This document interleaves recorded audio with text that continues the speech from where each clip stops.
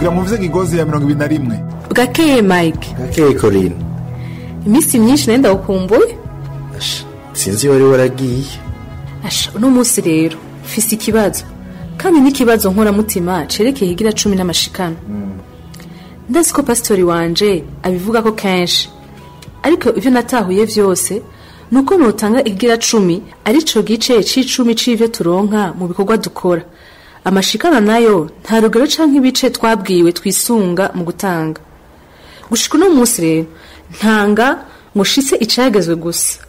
Ariko noshima kumenya isobanuro n'impamvu y'ivyo ntanga. Ngomba kumenya aho ico cagezo c'igira 10 n'amashikanwa cavuye. Ugize neza kubaza ivyo kuko ni benshi babikora batabibajije. None dutangurire kugira 10. Ego ni vyiza. Igira 10 ni kimwe mu vyagezwe Uhoraho yahaye Mose kuvyerekeye ihanga rya Isirayeli. Ugurura Bibiliya usome mu guharura 18:21. Abarewi ehembahaye ibigira 10 vyose Abisirayeli batanga. Kuba ari vyo biba ishamvu yabo. Ndabibahaye kw'impembo vy'ibikorwa bakora vyo mw'ihema ry'ibonaniro. Uratahuye ko ibigira 10 byari bibikiwe ihanga rimwe. Irihe hanga? Ihanga rya Lewi. Lewi yari umwe mu bahungu ba Yakobo. Kandi Imana yategetse Mose ko Abisirayeli bategerezwa kuzana ibigira 10 ku bana ba Lewi kuko bakora ubudaca mu ihema ry'ibonaniro. Ushaka kuvuga rero yuko ari vyo vyonyene bakora?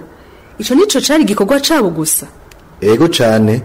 Baguma bakora mu ihema ry'ibonaniro umwanya wabo wose. Abisirayeli bose bategerezwa kubazanira ibigira 10 vy'ivyo baronka vyose abahungu ba Lewi aribo bitwa Abarewi. None Abisirayeli babazanira ibigira 10 nko kubashimira? Oya, kwari kubaha Uhoraho kuko Barewi bakorera Imana ibihe vyabo vyose. Kandi guha umurewi ikigira 10 ni nko kugiha Imana ubwayo. Ego ndavyemeye. Nayo nirihe tandukaniro riri hagati y'igira 10 n'amashikano? Ishikanwa ryari rigizwe n'ibintu bigaragara ihanga ry'Imana ryazana ngo bikoreshwe mu kubaka no gukorera mw'ihema ry'ibonaniro. Kandi byacungerwa n'Abarewi. Kugira ngo utahure ivyo mvuze urashobora gusoma mu guharura gice 7 murongo wa 3 gushika ku wa 5. Haravuga ngo bazana amashikanwa yabo imbere y'Uhoraho, imikogote 6 isakaye hejuru n'inka 12 zo kuyikwega.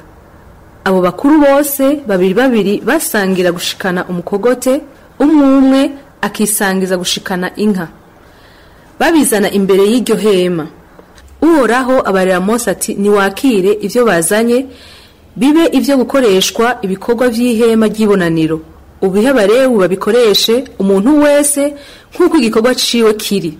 Mbega ko ivyo vyose vyari mu isezerano rya kera, ni kuki none abantu babandanya gutanga igira 10 n'amashikanwa kandi Abarewi batakiriho canke ihema ry'ibonaniro?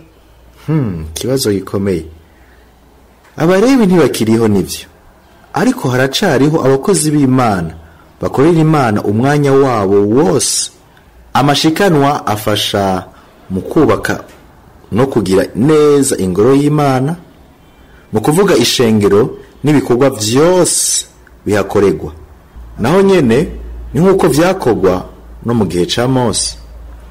Ariko Mike, muranibaza kubera iki Yesu atigeze avuga kuvyo gutanga igira 10 n'amashikanwa? Nico kimwe na Paulo n'izindi ntumwa.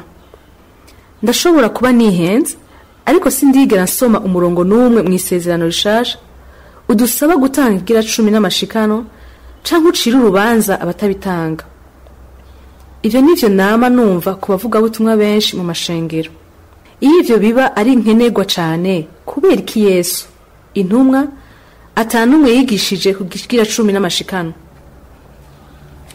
Ntibavuze ku kigira 10 n'amashikanwa kuko bari bafise ukundi guhishurirwa kw'impwemu kuvyerekeye gukorera Imana dukoresheje amafaranga yacu.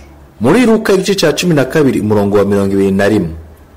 urashobora kubona ingene Yesu agabisha abagomba kwitungisha hatarimwo inyungu z'Imana.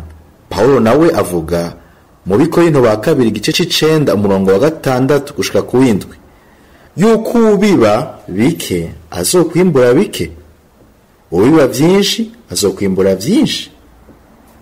Aravuga kandi ko Imana ikunda abatanga banezerewe atagahinda canke agahato. Korine, ndaguhanura kutosubira kugerera Imana ku kigira 10 kuko ikwiriye ibirengeye ivyo. Ntukabohwe n'icagezwe na kimwe, ariko uyorogwe na mpwemu yera, uwo niwe azokwereka ingene Imana ariyo nkuru. Ntuzoba ugitanga igice kimwe c'ivyo, kandi wibuke kubivye byinshi azokwimbura byinshi, uko Imana yacu ariyo kwizigirwa. Urakoze cyane Mike, kandi umva mbohotse koko. Tuzosoma muri Gigozi ya 22. Urakoze nawe, umunsi mwiza.